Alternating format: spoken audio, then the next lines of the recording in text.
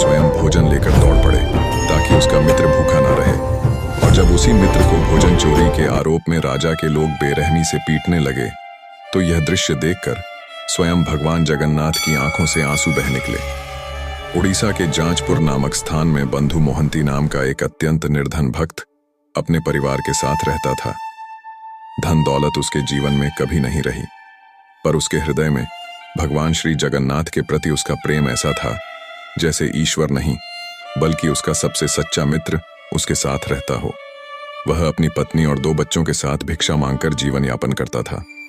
एक वर्ष भयंकर अकाल पड़ा। कई दिनों तक उनके घर चूल्हा नहीं जला। बच्चे भूख से रोते, पत्नी असहाय हो जाती, लेकिन बंधु का विश्वास डगमगाया नहीं। एक रात उसने अपनी पत्नी से कहा, चलो आज मेरे एक मित्र के घर चलते हैं, वह बहुत दयालु है, हमें भूखा नहीं रहने देगा।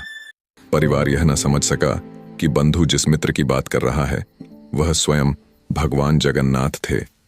रात गहरी हुई, सब थक कर भूमि पर सो गए। तभी एक दिव्य ब्राह्मण के रूप में भगवान जगन्नाथ प्रकट हुए और मधुर स्वर में बोले, बंधु मोहंती, मैं तुम्हारे लिए भोजन लाया हूं। भगवान के हाथ में विविध व्यंजनों से भरी भारी थाली थी। बंधु ने प्रसाद ग्रहण किया, पूरे परिवार को जगाया और कई दिनों बाद सभी ने तृप्त होकर भोजन किया। सुबह जब मंदिर का भंडार खोला गया तो पुजारी यह देखकर चकित रह गए कि भोग की एक थाली गायब है। खोज करते करते वे बंधु मोहनती के पास पहुंचे और उसी थाली को उसके फटे वस्त्रों में लिपटा पाया।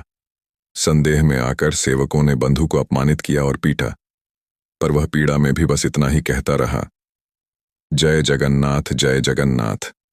भगवान जगन्नाथ यह देखकर भीतर तक आहत हो गए और उनकी आंखों से अश्रुधारा बहने लगी।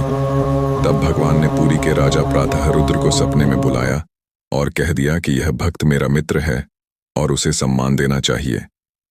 राजा सुबह उठकर तुरंत वहां पहुंचे, बंधु की स्थिति समझी, उनसे क्षमा मांगी और उन्हें सम्मान दिया। उन्होंने घोषणा की